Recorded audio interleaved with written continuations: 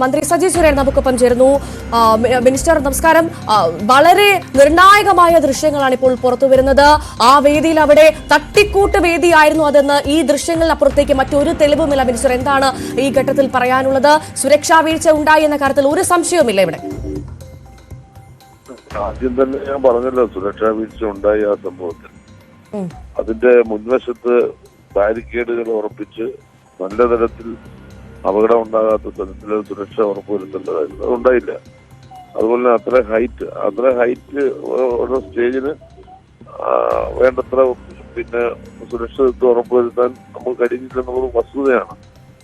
അതാണല്ലോ നമ്മൾ അന്വേഷിക്കുന്നതും നിയമ നടപടിയിലേക്ക് അത് പോകുന്നതും. ആ കാര്യത്തിൽ ഇനി ഭാവിയിൽ ഇങ്ങനെ ഈ അനുഭവത്തിനടിസ്ഥാനം സംഭവിക്കാതിരിക്കാൻ വേണ്ടിയുള്ള ചില നീക്കങ്ങൾ ഗവൺമെന്റ് നടത്തുമെന്ന് ബഹുമാനപ്പെട്ട മുഖ്യമന്ത്രി അടക്കം പറഞ്ഞുകൊണ്ടിരിക്കും. അതോടൊപ്പം തന്നെ ഉമാ തോമസ് എംഎൽഎയുടെ ആരോഗ്യസ്ഥിതി എത്രയും വേഗം പഴയ സ്ഥിതിയിലേക്ക് വരത്തക്ക നിലയിലുള്ള ഇടപെടലും ചികിത്സാ സംവിധാനങ്ങളും എല്ലാം ഒരുക്കുക. ഈ രണ്ട് തരത്തിലാണ് അതിന് നമ്മൾ കാണുന്നത്. അവിടെ വീഴ്ച ഉണ്ടായിരുന്ന കാര്യത്തിൽ ആർക്കും തർക്കമില്ല. എന്നെ നമ്മൾ ഒട്ടും തർക്കമില്ല, നേരിട്ട് കണ്ടുകൊണ്ടിരിക്കുക. മിനിസ്റ്റർ, അത്തരത്തിൽ വീഴ്ച ഉണ്ടായിട്ടില്ല എന്ന് താങ്കളടക്കം പറയുന്ന സാഹചര്യത്തിൽ പോലും നോക്കൂ, സുരക്ഷാ വീഴ്ച ഉണ്ടായിട്ടില്ല, അല്ലെങ്കിൽ ആ തരത്തിൽ നിസ്സാരമായ വകുപ്പുകളാണ് ഇതിന് മുൻപ് തുടക്കം തന്നെ പോലീസ് ചുമത്തിയത്. മിനിസ്റ്റർക്ക് അത് അറിയാമല്ലോ, ജാമ്യം പോലും കിട്ടാവുന്ന തരത്തിലുള്ള നിസ്സാര വകുപ്പുകളായിരുന്നു ചേർത്തത്. ഇപ്പോഴിതാ നിർണായകമായ ദൃശ്യങ്ങൾ വരുന്നു. മിനിസ്റ്റർ, നിങ്ങളെന്തൊക്കെയും പറയുന്നത്? സുരക്ഷാ വീഴ്ച ഉണ്ടായെന്നല്ലേ ഞാൻ പറഞ്ഞത്. അല്ല, അതാണ് ഞാൻ പറഞ്ഞത്. താങ്കൾ പറഞ്ഞു സുരക്ഷാ വീഴ്ചയുണ്ടെന്ന്. പക്ഷെ എന്തുകൊണ്ടായിരിക്കും അപ്പോൾ തുടക്കത്തിൽ പോലീസ് ജാമ്യം കിട്ടുന്ന വകുപ്പടക്കം ചേർത്തതെന്നാണ് ഞാൻ ചോദിച്ചത്. സുരക്ഷ നമ്മുടെ നാട്ടിൽ ഒരുപാട് പരിപാടികൾ നടക്കുന്നുണ്ട്. നമ്മുടെ നാട്ടിൽ നടക്കുന്ന പരിപാടികൾ നമ്മളെല്ലാം പലരും സ്റ്റേജിൽ പോകുന്നുണ്ട്. നമ്മൾ ആരും ഇത് ശ്രദ്ധിക്കുന്നില്ല.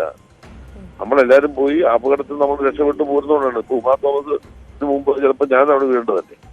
അപ്പൊ ആ വീഴ്ച ഉണ്ടായ സാഹചര്യത്തിൽ അതിനെ പറ്റിയാണ് അന്വേഷിക്കുന്നത്.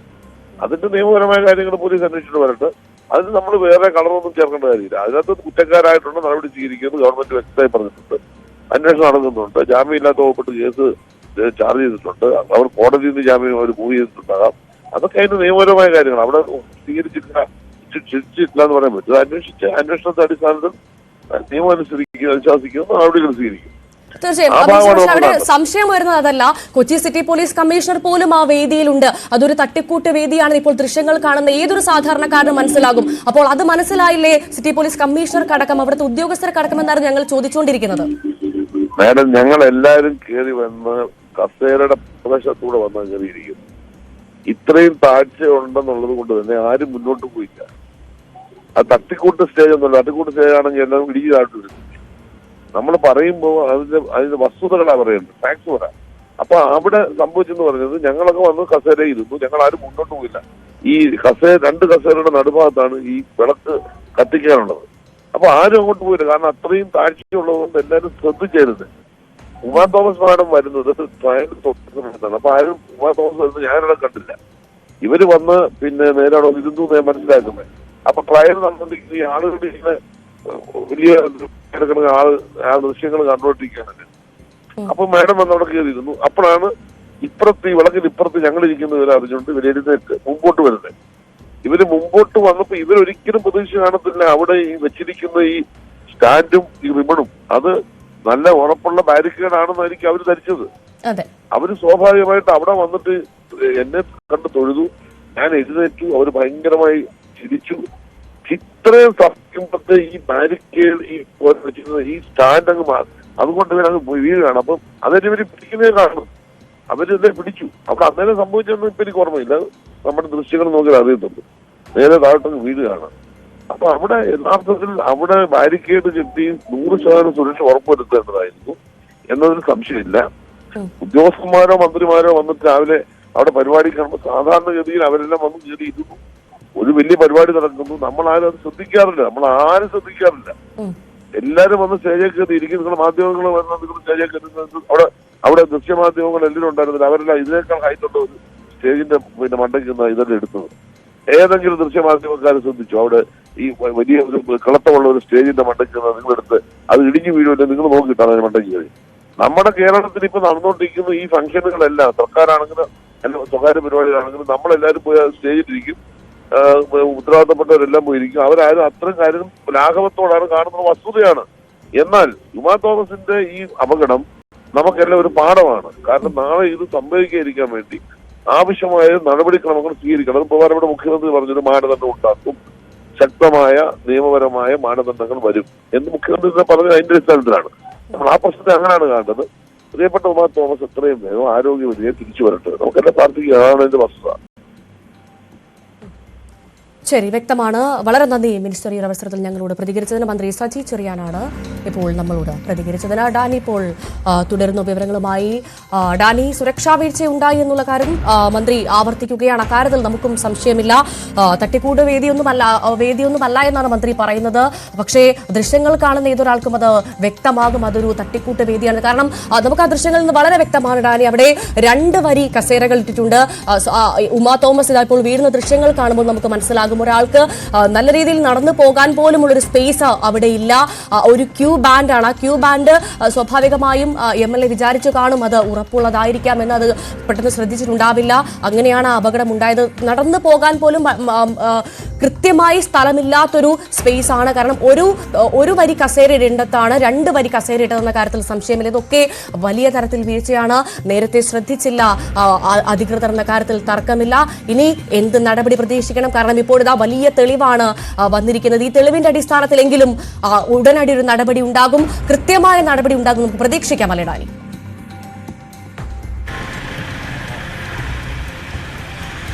അങ്ങനെയാണ് കരുതേണ്ടത്. കാരണം ഇതിപ്പോൾ ഒരു വലിയ തെളിവ് തന്നെയാണ്. കാരണം സംഘാടനം എന്നത് സംബന്ധിച്ച വലിയ ചോദ്യചിഹ്നമായി അവശേഷിക്കുന്നുണ്ട്. അവരുടെ തന്നെ ഒരു ഉത്തരവാദിത്വം തന്നെയാണ് അതിൻ്റെ സുരക്ഷ ഒരുക്കുക എന്നൊരു കാര്യം. അത് മറ്റാരെങ്കിലും ചുമതലപ്പെടുത്തിയെന്ന് പറയുന്നതിൽ വലിയ യുക്തിയുണ്ടെന്ന് തോന്നുന്നില്ല. കാരണം ഇത്തരം കാര്യങ്ങളെല്ലാം തന്നെ മുഴുവനായി ശ്രദ്ധിക്കുന്നവർ അതിൻ്റെ ഒരു ഉത്തരവാദിത്വം തന്നെയാണ് സംഘാടകർക്കുള്ളത്.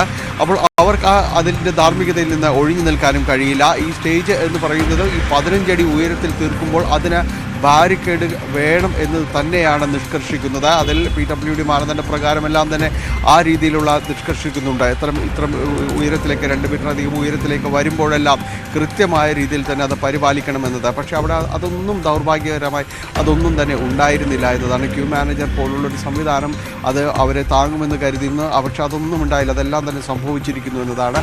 ഈ കേസുമായി ബന്ധപ്പെട്ടുകൊണ്ട് നടപടികൾ പോലീസ് ശക്തമാക്കുകയാണ് ഒരു ഭാഗത്തുള്ളത്. ഇന്നിപ്പോൾ 2 പേരെയും ഇതിൽ ചോദ്യം ചെയ്യാനായിട്ട് വിളിപ്പിച്ചിട്ടുണ്ട്. കോടതി നിർദ്ദേശപ്രകാരം ഇന്ന് കോടതിയിൽ ഹാജരാകുകയും ചെയ്യുന്നുണ്ട്. മൃതം കമ്മീഷൻ്റെ അടക്കമുള്ള അക്കൗണ്ടുകൾ മരവിപ്പിച്ചുകൊണ്ടാണ് പോലീസ് നടപടി കുറെ കൂടി ശക്തമാക്കുന്നത്, മുന്നോട്ട് പോകുന്നത്. കാരണം ഇതിൽ സാമ്പത്തികമായ ഒരു കുറ്റകൃത്യം കൂടി അതിൽ ആരോപിക്കപ്പെടുന്നു.